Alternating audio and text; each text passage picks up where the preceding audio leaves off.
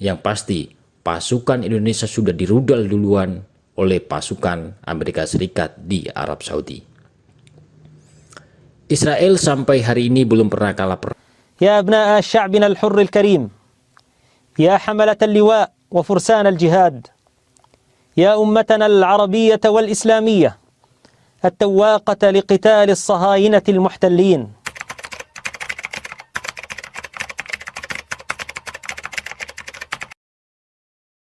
Ya, salam Bapak Ibu saudara-saudari yang dikasih sudah dikasih. Ya, kita sudah 3 hari ya pelayanan di Tasik, di Ciamis, dan sekarang kita akan kembali ya ke Jakarta, dan ini kita ada di rest area karena sudah lelah, sudah capek. Ya, saudara, kami melihat ya Indonesia ini ya makin hari makin harusnya makin damai, makin sukacita, tetapi pada kenyataannya kita melihat justru yang muncul adalah kutukan ya. Apa sih dapatnya, manfaatnya ya kalau kutukan begitu ya. Bahkan saudara, mulai presiden, pejabat mengutuk ya, mengutuk Israel, saudara.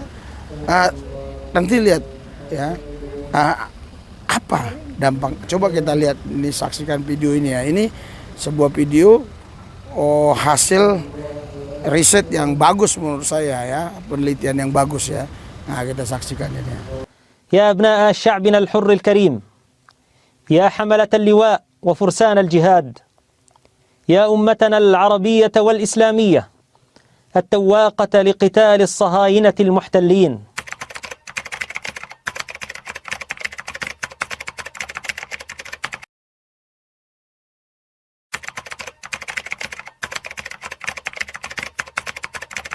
Saya kira pertanyaan ini sedikit tidak masuk akal. Pertanyaan ini membuat saya berpikir, membantu secara militer. Bagaimana Indonesia membawa pasukan masuk ke wilayah Palestina? Bagaimana membantu Palestina melawan Israel? Soalnya paling murah dan paling mungkin adalah diplomasi non-perang. Ya, jarak Indonesia ke Israel sangat-sangat jauh. Perlu biaya yang besar, minyak yang tidak sedikit. Apalagi kalau Indonesia sudah berangkat. Pasukan Israel sudah pasti, sudah siaga penuh, siap tempur. Bahkan ratusan tank tempur sudah siaga di Gaza. Dan lagi, negara mana di sekitar Israel yang mau membantu Indonesia berperang? Saya rasa gak ada negara yang membantu Indonesia melawan Israel. Negara Mesir, Yordania sudah berteman dengan Israel. Pasukan Indonesia nggak bakal diizinkan lewati wilayahnya. Mau lewat negara mana? Negara Arab Saudi. Udah ada pasukan Amerika Serikat di sana. Yang pasti, pasukan Indonesia sudah dirudal duluan oleh pasukan Amerika Serikat di Arab Saudi. Israel sampai hari ini belum pernah kalah perang. Bahkan koalisi besar negara Arab dengan dukungan persenjataan dari Uni Soviet atau Rusia belum tentu bisa mengalahkan Israel. Bisa apa Indonesia? Jika benar-benar mengirim senjata atau pasukan ke Palestina, lalu senjata yang mana untuk dikirim ke Palestina? Lalu senjata Indonesia yang mana untuk dikirim ke Palestina? Sedangkan Indonesia sendiri pun masih kekurangan senjata untuk mengamankan kedaulatannya. Untuk menjaga wilayah Indonesia saja, alutsista Indonesia masih kurang, apalagi sebagiannya dikirim untuk berperang di Palestina melawan Israel. Wilayah Indonesia akan rentan kebobolan negara asing. Begini, negara Arab saja yang ada di Timur Tengah sudah enggan melawan Israel. Contoh saja negara Arab Saudi, Mesir, Yordania, dan Maroko. Lalu negara Liga Arab mana yang membantu Palestina? Negara di Timur Tengah hanya negara Iran dan Irak yang membantu Palestina. Negara Arab yang lainnya hanya diam saja. Boro-boro Indonesia mau menyerang atau membantu mengirim senjata ke Palestina. Negara Liga Arab saja lebih memilih diam daripada menjadi abu. Indonesia akan sangat rugi besar jika misalnya mengirim pasukan atau senjata ke Palestina. Dan begitupun tidak ada untungnya sama sekali jika kita ikut perang melawan Israel. Indonesia saat ini sudah benar pendukung Palestina lewat cara-cara lain, yang mana tidak mengorbankan pasukan kita atau Indonesia demi negara asing. Negara Arab tahu betul kekuatan Israel tidak bisa dipandang remeh. Kekuatan Israel didukung oleh banyak negara besar. Bahkan sampai semua negara Uni Eropa mendukung penuh Israel. Alias negara Uni Eropa siap mengirim bantuan senjata. Yang mana Uni Eropa adalah salah satu musuh bebuyutan bagi Indonesia saat ini.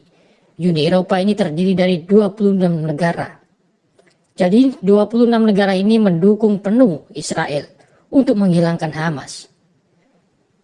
Dan bagaimana kabarnya negara-negara yang gembar-gembor mendukung Palestina? Apakah mau mendukung penuh dengan mengirim bantuan senjata ke Palestina? Belum lagi kualitas persenjataan Israel yang lebih baik. Punya misil nuklir, tentara yang terlatih, dan berpengalaman dan dukungan Amerika yang tidak pernah putus. Lagi pula menggerakkan pasukan dari Indonesia ke Timur Tengah butuh biaya dan kemampuan logistik yang tidak sembarangan. Apakah kita mampu? Jadi sudah benar posisi Indonesia mendukung Palestina, namun tidak harus mengirim senjata atau pasukan tempur ke Palestina. Karena kalau mengirim pasukan ke Palestina, sama saja Indonesia mencari gara-gara dengan negara-negara besar seperti Australia dan Amerika. Kita tahu bahwa pangkalan Amerika sudah mengelilingi Indonesia.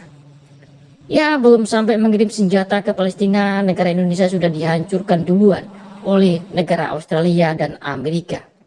Yang mana Amerika memiliki senjata yang modern, tinggal pencet rudal melayang ke Indonesia. Kekuatan militer Indonesia ini didesain hanya untuk bertahan atau hanya untuk mengamankan Indonesia saja. Kekuatan Indonesia tidak didesain untuk menyerang negara lain. Indonesia masih jauh dari kata-kata mampu untuk perang jarak jauh. Salah satu syarat utama untuk penyerangan jarak jauh adalah menggunakan kapal induk untuk mengirimkan armada udara dan tank tempur.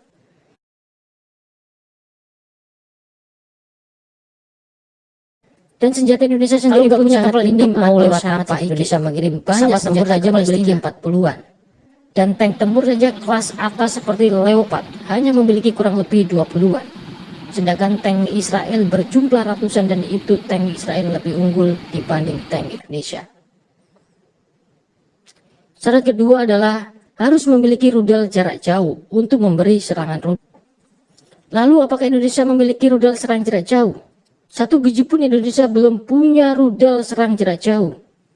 Jika hanya mengandalkan pasukan infanteri, percayalah pasukan kita Indonesia akan jadi bulan-bulanan utara Israel. Apalagi Israel memiliki pengalaman tempur yang lebih memadai di medan gurun. Sedangkan TNI tak memiliki pengalaman medan gurun. Dan sudah pasti tentara Israel lebih menguasai medannya. Negara Israel itu kecil, tetapi dahulu menang perang melawan hampir semua negara Arab pada tahun 1967. Militernya terlatih, alutsistanya kualitas nomor 1 buatan sendiri. Yang ada Indonesia yang hancur lebur digempur oleh Israel sendirian. Belum lagi dukungan Amerika sebagai sekutu utama Israel. Siapa saja yang menyentuh Israel bakal berlawanan dengan Amerika Serikat. Siapa di belakang Amerika? Ya, yaitu negara NATO. Malaysia, Australia, Inggris, Singapura juga bakal turun tangan. Pertama, militer Indonesia didesain bukan untuk melakukan tindakan ofensif ke negara lain atau tidak didesain untuk menyerang negara lain, tetapi untuk mempertahankan dan melindungi seluruh tanah air Indonesia dan segenap bangsa Indonesia, atau singkatnya untuk defensif saja. Kedua, sekalipun mau menyerang negara lain, memangnya Indonesia mampu? Memenuhi standar pertahanan dalam negeri saja masih belum. Macam mana pula tidak melakukan operasi ofensif ke luar negara? Apalagi jarak Indonesia ke Israel itu sangat jauh. Kalau nekat ya kita pasti kalah.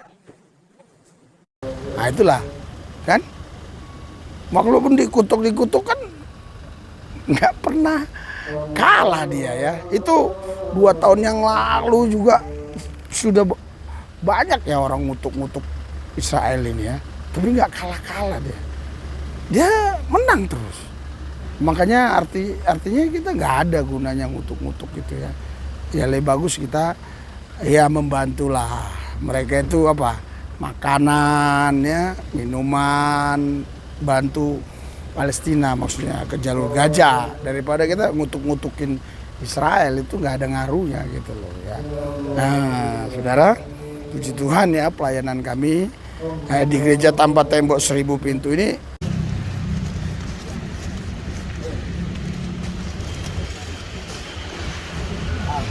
udah dikunci belum?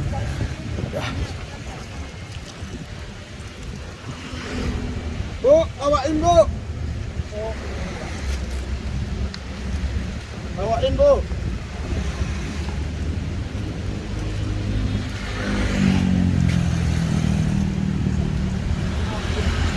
Bisa bawa dua nggak bu?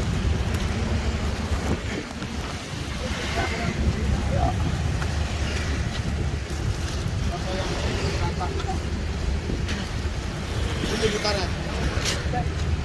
Oke. Ayo.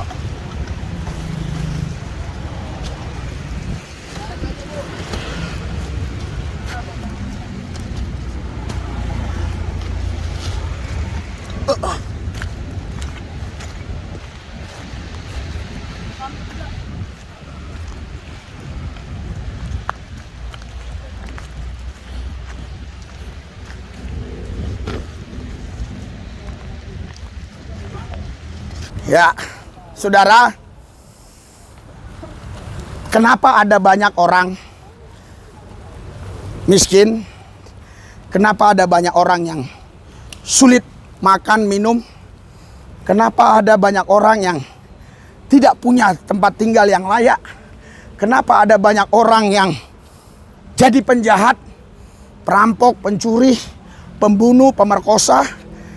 Kenapa banyak orang juga yang mengatasnamakan agama, tapi justru mereka melakukan perbuatan-perbuatan yang besar, yang tidak terpuji? Kenapa ada banyak orang yang tidak bisa berubah dalam hidupnya? Saudara, ini jawabannya. Karena mereka dibodohi dengan satu kata yang namanya, oh, ini sudah nasibku. Haleluya. Jadi, saudara, seolah-olah semua yang terjadi atas hidup kita ini sudah takdir. Bahkan saya ketemu seorang di penjara dan saya bertanya kepada dia, kenapa kau ada di penjara? Sudah takdir dari Tuhan, dari Allah katanya. Saudara, mungkinkah Tuhan, mungkinkah Allah?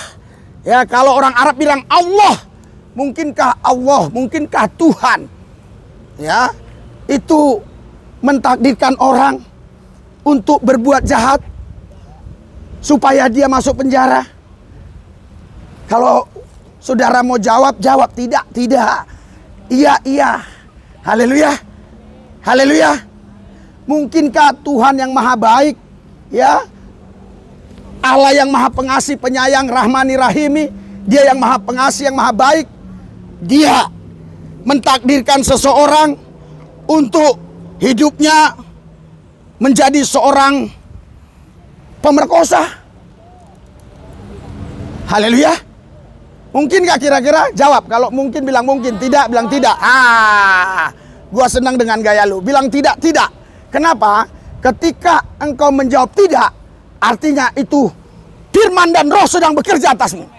Itu yang mampu merubah hidupmu. Itu yang mampu merubah pola pikirmu. Itu yang mampu merubah paradigmamu. Sehingga kau berpikir, yes, selama ini gua salah.